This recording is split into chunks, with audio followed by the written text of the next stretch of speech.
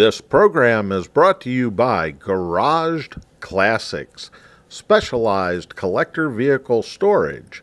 For more information, contact us at 513-654-1963 or garagedclassics.com. Very good. We're here this afternoon at Mid-Ohio Sports Car Course with Lee Poseiden. Lee races this fabulous Alfa Romeo GTV. It's a former B sedan car, or runs as a B sedan car now. And Lee competes in vintage races around the United States, and he also has an international side to his racing endeavors across Europe and the Mediterranean. So welcome, Lee. Thank you. Thank you. Good to be here. We appreciate you taking time out of your schedule today to talk to us. And pleasure. And so tell us a little bit about your race car here, Lee. This race car is a 1966 Alfa Romeo GT Veloce. I've happened to be enamored with Alfa Romeo cars since I was a teenager. So basically Alfa Romeos and Jaguars is what I've always been passionate about. I've had the privilege of owning a street version of this car pretty much ever since grad school. So I've owned maybe 9 or 10 of them over the years, and this is my second Alfa race car. The prior one was just like this one, basically. So to me there is a connection with the mark and the car, and probably representing, you know, childhood dreams and aspirations, which is the only way I can explain it, because there are faster cars and less expensive cars, so I could be doing better in the series and spending less money, but you know, we're all suckers for what we are, so yeah. Yep, well, I agree with you. I've been an Alfa fan since I was knee-high to a lug nut, and I've been an Alfa owner since 1976. Okay, you've got 3 years on that. Yeah. So we both have the same bug. Yeah. It was going around Ohio at that time. Well, you know, we lived through the years when Alfa got pulled out of the country, right? And it wasn't easy to get parts and service and all of that. So we're the true diehards. Right. Diehard fanatics. Yeah. That's one of the aspects of vintage racing, especially, is that you race what you enjoy. Yeah. Not necessarily what is going to make you a winner. Right. So I think that's key. Yeah.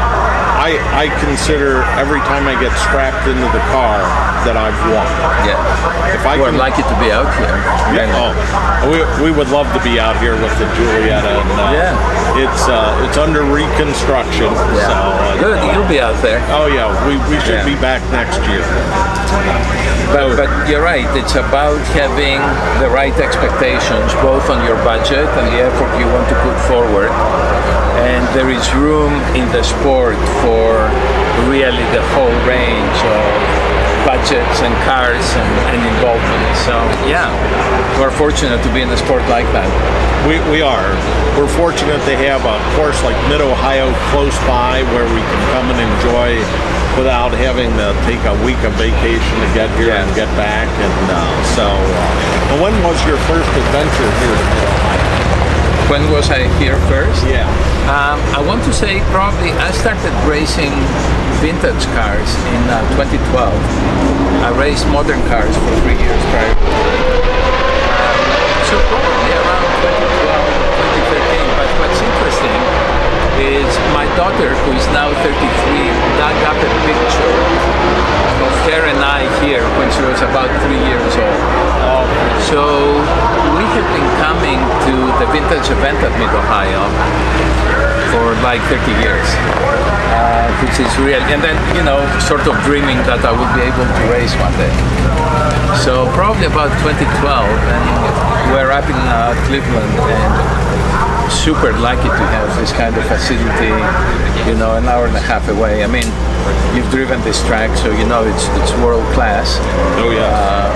As a track itself, as well as the facilities and amenities and support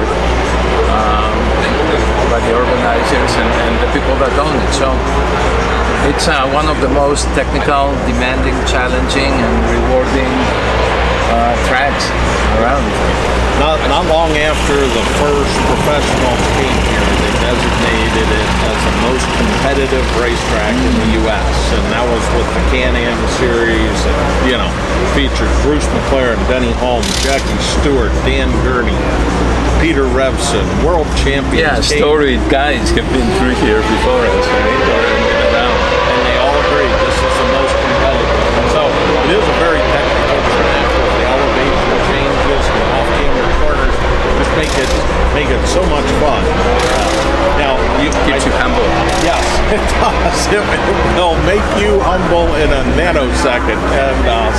And I know we've raced with you at Road America and VIR and around the United States in vintage races, but your motorsports activities take you to Europe and the Mediterranean, and we love following your adventures on Facebook with your daughter. And I think the first time I noticed that you were in the historic Acropolis rally. Is that correct? Yeah, I think we did. So the kind of rallies we do in Europe are called time, speed, distance rallies. Very different from the speed races here. It's more about precision driving and accuracy. So we did our first event together, I want to say in 2014, and it may have been an Acropolis rally or a hill climb or something of the sort. And we did a couple of those through about 2017 with friends' cars and cars we could come up with.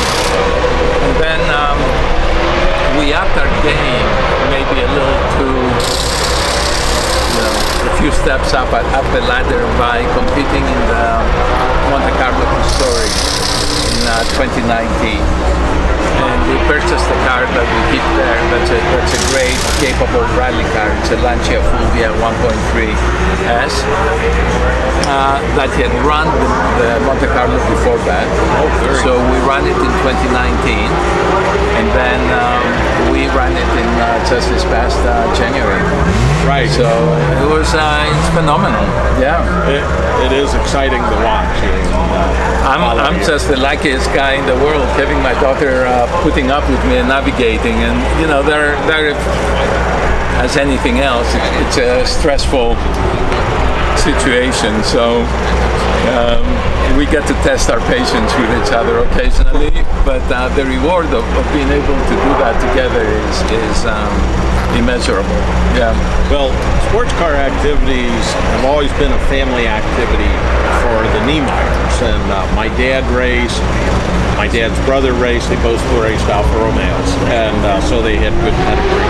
And then my mom's brother also raced all at the same time in G production and SCCA. So it's always been a focal point of our family, and I always enjoy seeing other families that get out and enjoy it together too. It really lends itself to that sort of activity. Very much so, and sort of the camaraderie and the people you run with here is a bit of an extended family. I mean, I've been racing with Don, whose father started racing this car, I believe. Oh, very nice. And Don has been just an amazing resource to me. I mean, he's forgotten more than I will ever know. He's been racing for 45 years. Right. And we all sort of help each other, and that is one of the beauties of club racing. Is the fact that everybody's here to have a good time. Amazing, The trophies are kind of secondary, but you have so much fun in the paddock, on the track, with your friends, with your family. And it's kind of a hidden feature of sports car activities. Yeah. So, and it's just fabulous that you do this with your daughter. I think she tolerates me, honestly. I don't think she's as passionate about cars as I am, but she sort of puts up with me, and tolerates me. I think she enjoys aspects of it. Right. There are a few moments in the Alps on ice that are white knucklers for both of us. And I don't know if it's totally enjoyable in those split seconds when your heart is racing. But right. overall, adrenaline is only good when it's fresh, and that's a big part of it. Is let's get some adrenaline going here. So no doubt, no doubt. It's been a lot of fun. She's an athlete, so in many other different ways, and so she's a competitor. Yeah, well, that's good. The competition is important, and it just hones your skills further. And so, very good. Well, you raced this afternoon, I think about 250 or 255. 255. We'll be there cheering for Team Poseiden. I appreciate it. So, thank you. Thanks so much, Lee. It's always a pleasure to talk to you and be with you at the race. You bet. Enjoy the rest of the weekend. You too. Thanks so much. See you guys. Take care.